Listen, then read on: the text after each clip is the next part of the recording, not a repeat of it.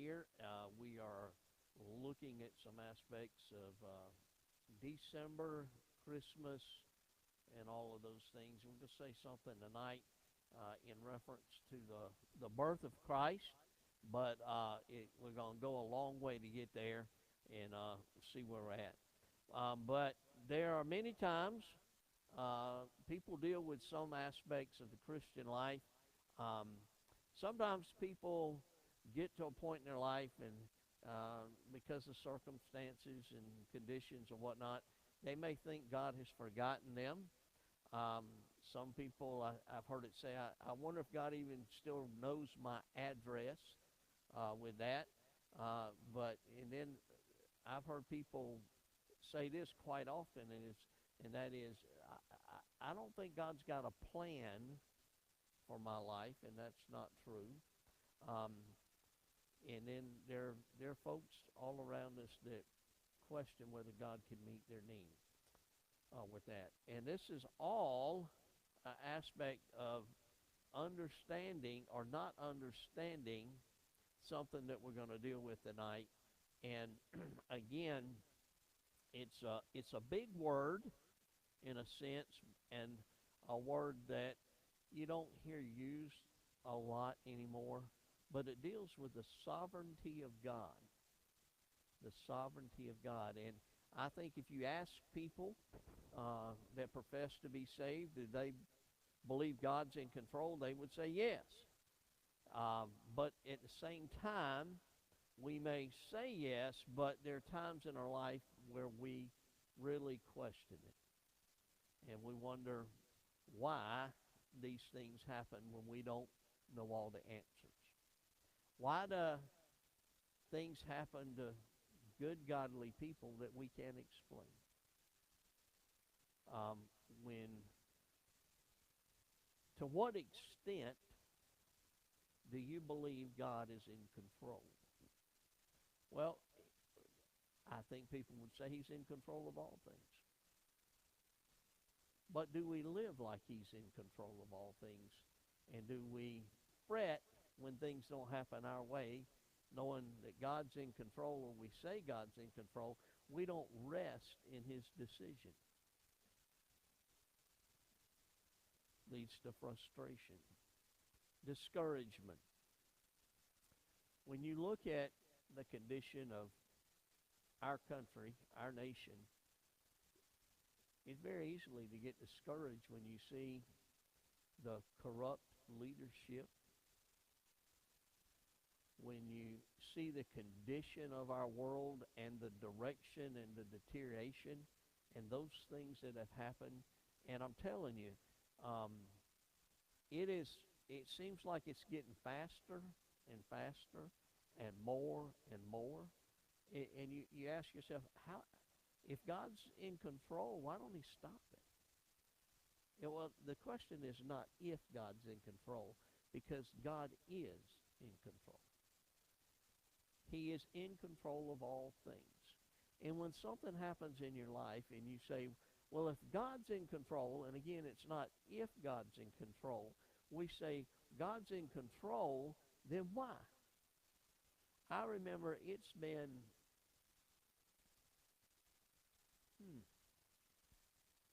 30 years ago. I preached a message on a New Year's Eve service, and I'd always been told, and I've heard messages, don't ask God why, ask him what. And I preached a message that night about asking God why. And I introduced it, and immediately when I introduced it, there were people that looked at me like, you're not supposed to ask God why. Well, in the Bible, there are people that ask God why. You know, and it wasn't out of disrespect. Why are these things happening to me? Is basically what it boils down to. When we come to that, when we're trusting God, knowing he's got it all, we ask the question, but why? And it's like, do we rest in confidence in the sovereignty of God. God has never made a mistake. Amen. He's not going to start today or tomorrow. He knows what he's doing. He knows what's best for you and I, and we ought to have confidence and assurance in him. We may fret over the world situation, but our confidence is not in our government. Our confidence is not in man. Our confidence is in God Almighty to know. Now, when Jesus was born, does the Bible not tell us that he was born in the fullness of time? What does that mean? At the right time. Whose time? God's time. And I ask this question this way for a reason. Mary was expecting a baby. Savannah is expecting a child to be born. And Miss Karen said the baby was going to be born on Miss Barbara's birthday. That was her time. Right? Okay. Savannah may have said, this child's going to be born 2 weeks ago. She's like, I'm ready for this child to get out. This child's going to be born. But that didn't happen. That was her time. Ryan may have said, oh, I want the child to be born this day. TJ's like, I just want the child born. When someone's expecting a baby, whose timing is it? It's God's. Well, I go to the doctor and they can induce labor. Well, it's still God's timing in all of it. And when Mary was expecting a baby, the Son of God, there was a series of events that fell in place, and it all lined up as to how God wanted it done. Man could not have made it line up any better. When there went out a decree from Caesar Augustus to send them back, I believe, this is me personally, I believe Mary traveling while expecting a baby, riding a donkey, probably had a contributing factor. I might be wrong, but I believe it was part of God's control. I know the decree from Caesar Augustus was there, but if she had got in a fancy limousine car, comfortable air ride, I don't believe riding on a donkey, walking, riding. As a matter of fact, even if you looked at it, if she didn't ride, if she walked, that's one of those things the doctors tell ladies to do. They didn't have a trampoline back then. You get what I'm saying? So I believe it was all right. The night that Christ was born, where were the shepherds? In their field, keeping watch over their flock by night. It's all part of God's timing.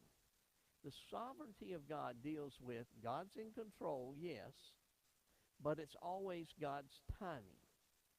And that is, God works on this side, God works on this side, and it all comes together. God's in control of it all. Tell me what you know about the book in the Bible, Esther. What do you know about the story of Esther?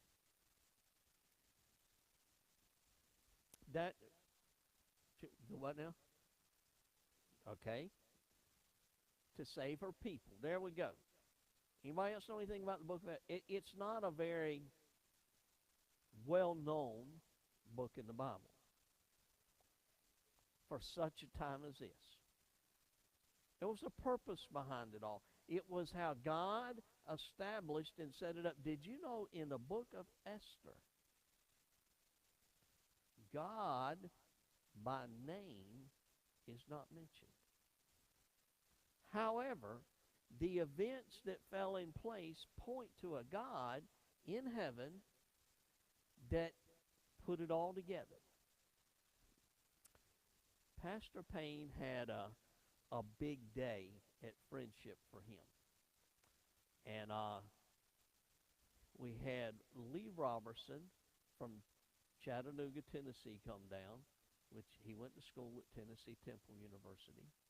And that's who he wanted to come for that big day to preach. I love Lee Roberson. I got to know him through the years. Listen, y'all may not have a clue about this, but he would preach anywhere from 16 to 18 minutes. That was done. That's your kind of preacher. I knew that was coming.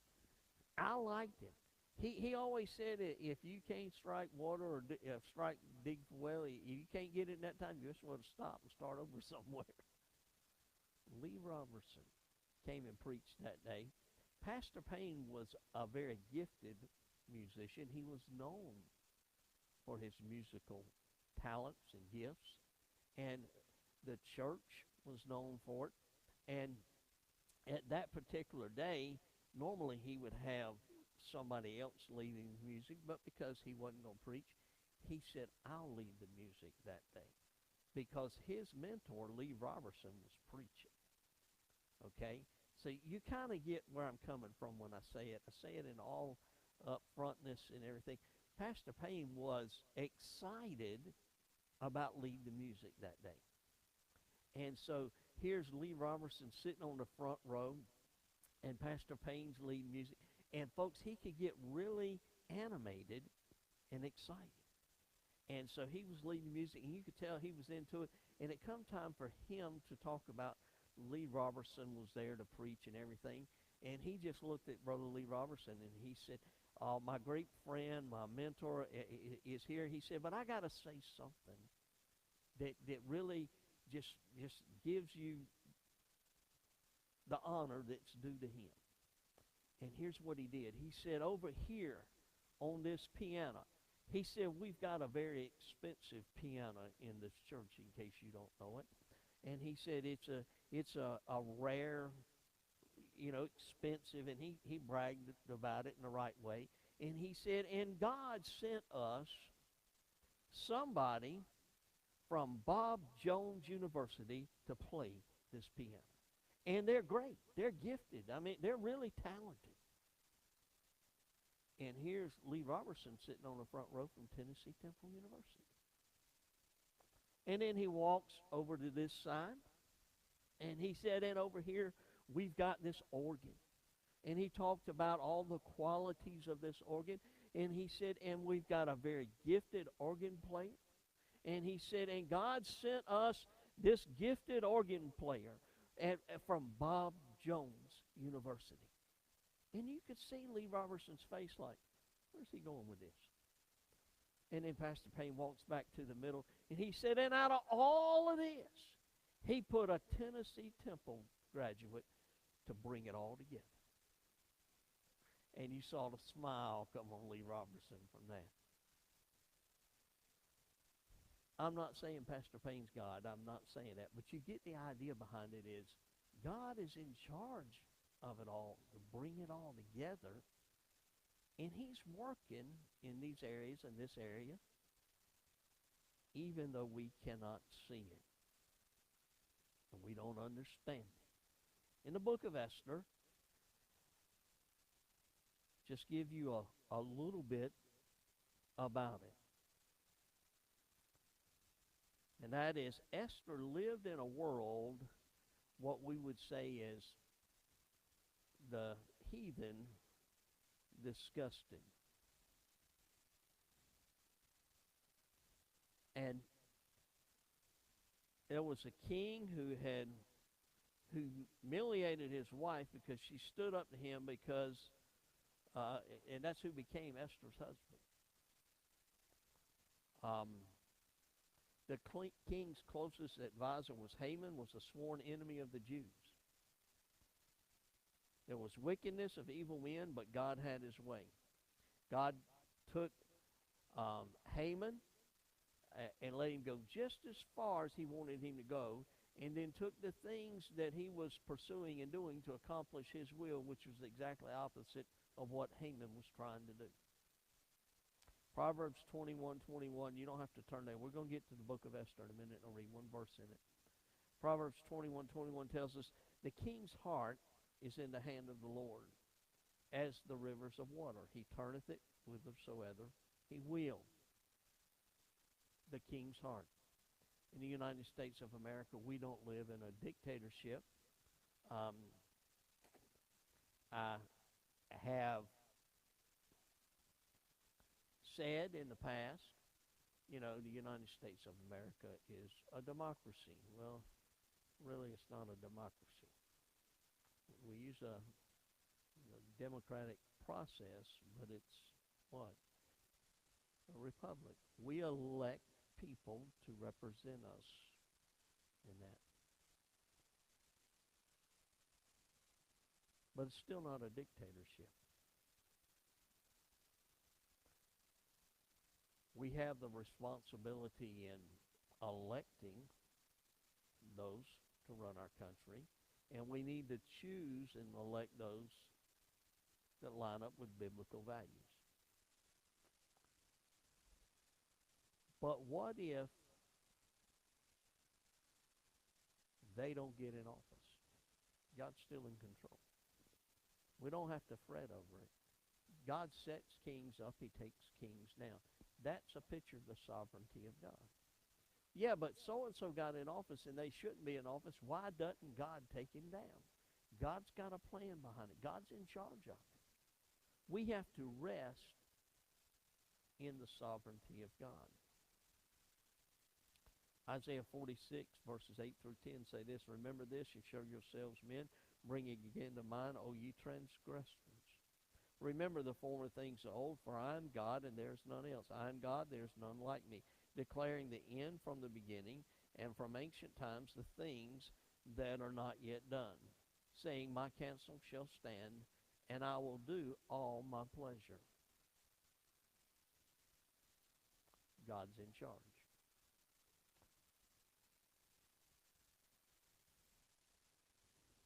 And with Esther, she was a Jewish orphan girl.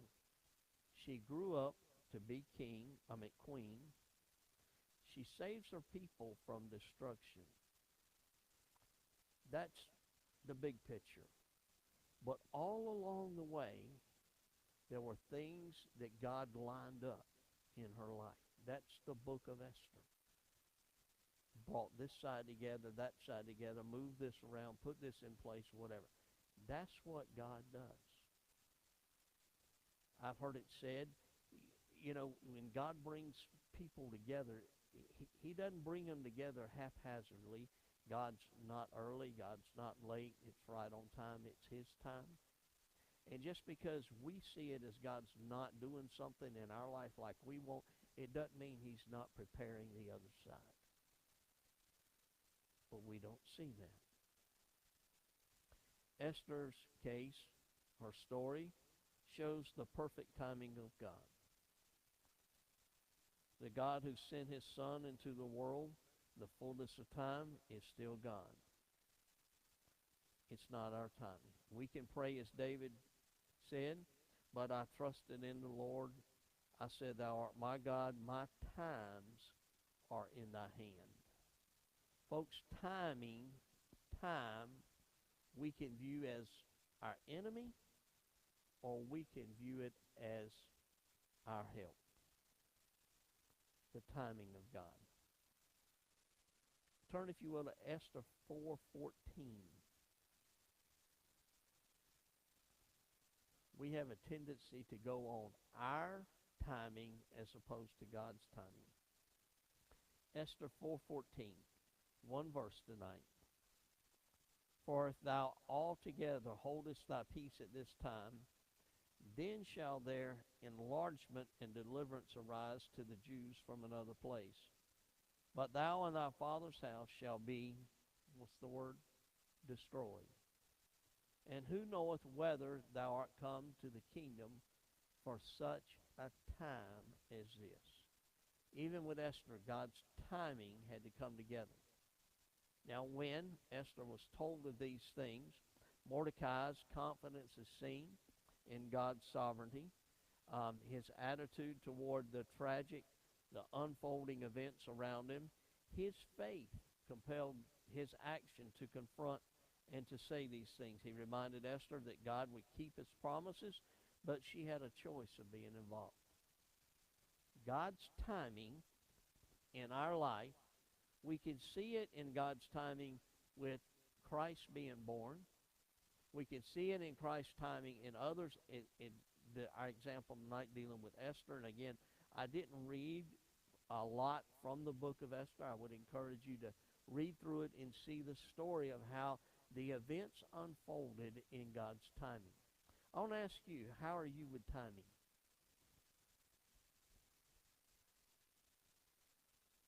Point blank. How are you with your timing?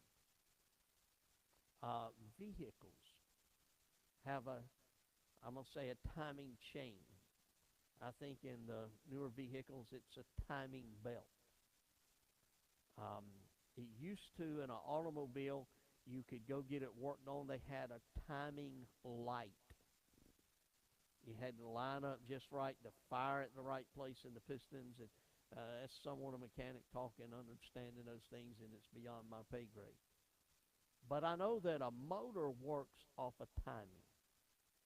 It has to have the right compression and the right firing and everything, because when it fires, it pushes the piston back down, and then that in turn it pulls it back up, and it fires again like that. Now, if it's a Ford, it misfires every other time.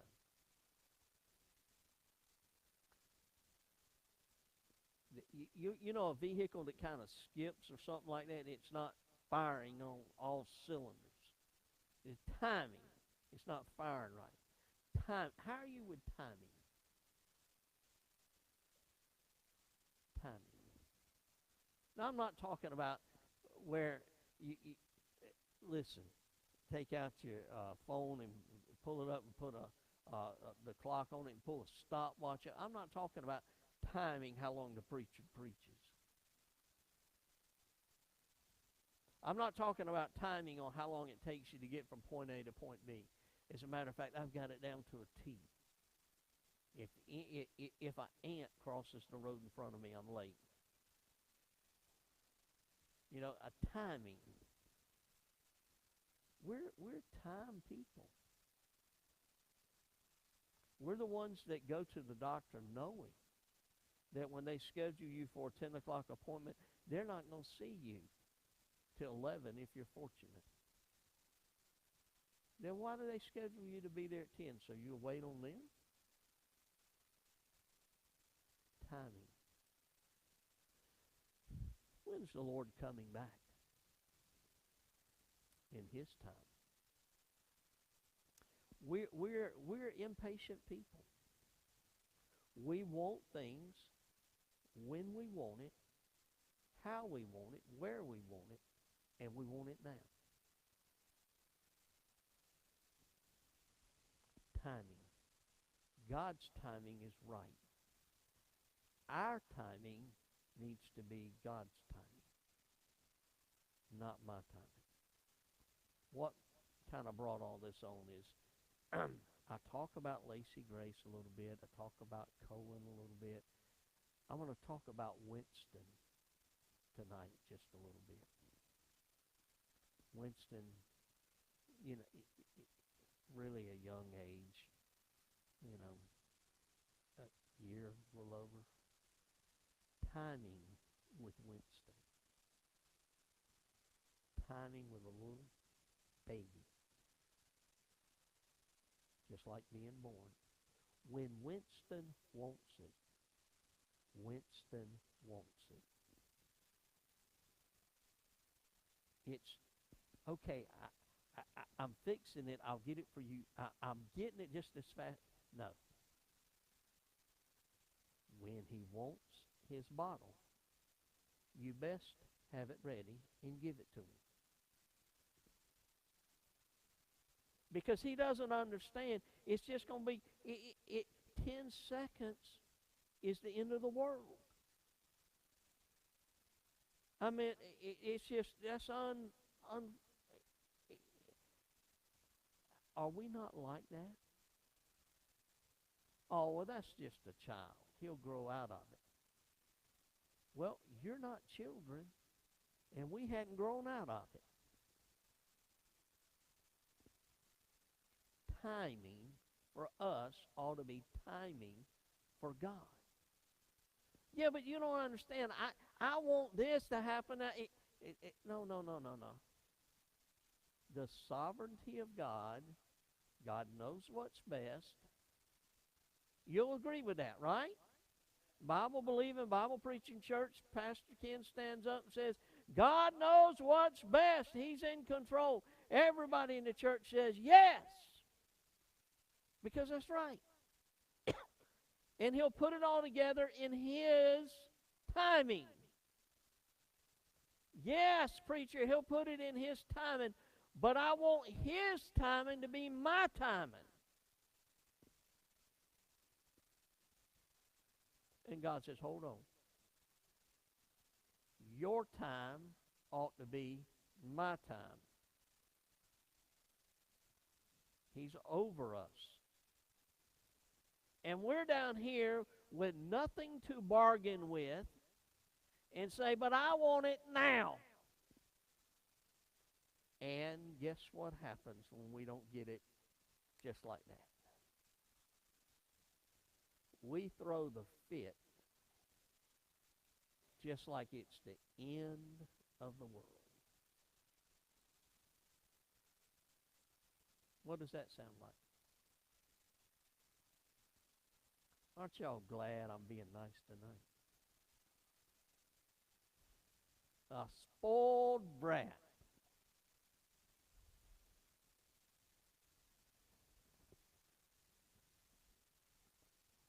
All of God's children are special. He knows what's best. We have to rest in His timing. We have to rest and say, God, I need food, but I'm going to wait for you to send it. And the whole time we're passing a Krispy Kreme with the hot light flashing. And we say, no, I don't believe that's for me. I'm not doing that. I'm pulling in. I'm saying, God, I got the sign. I'll pull in. And when I pull in, there's 4 cars in front of me. I start blowing the horn. Get out of the way. It's my time.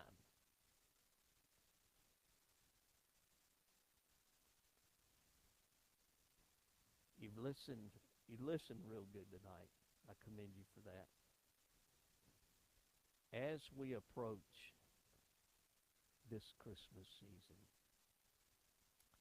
it's not only the timing that God sent His Son. It's not only the timing of His events and the order and preparing for everything to be in place like that. You ever thought about this?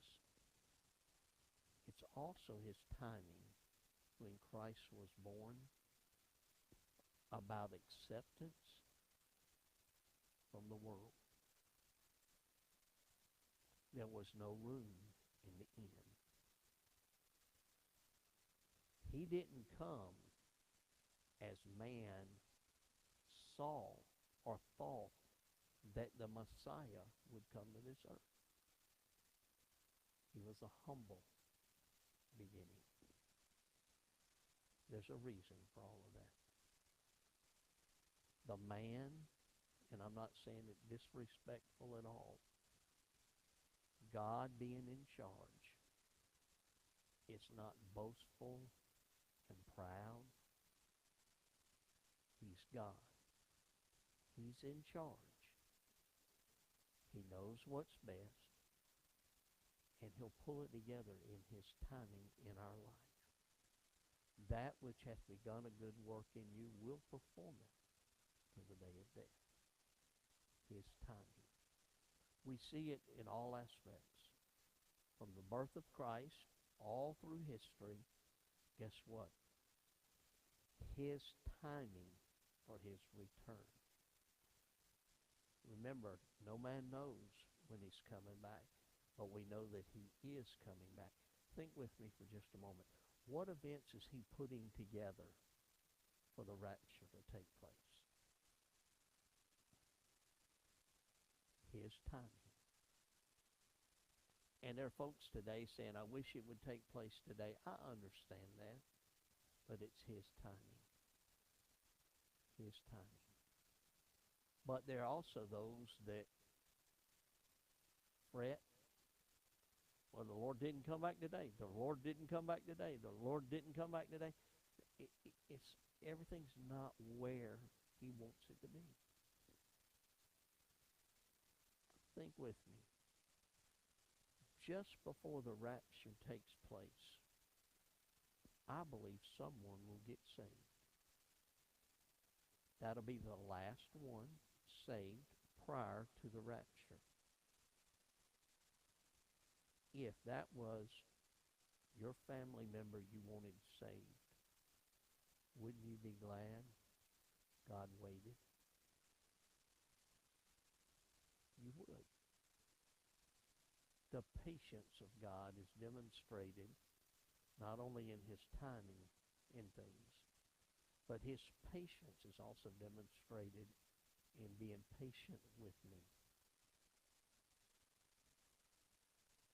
Instead of driving up to the Krispy Kreme, blowing the horn, telling everybody to get out of the way, just be patient on his time. Thank you for joining us tonight, Riverside Baptist Church, Kenly, North Carolina.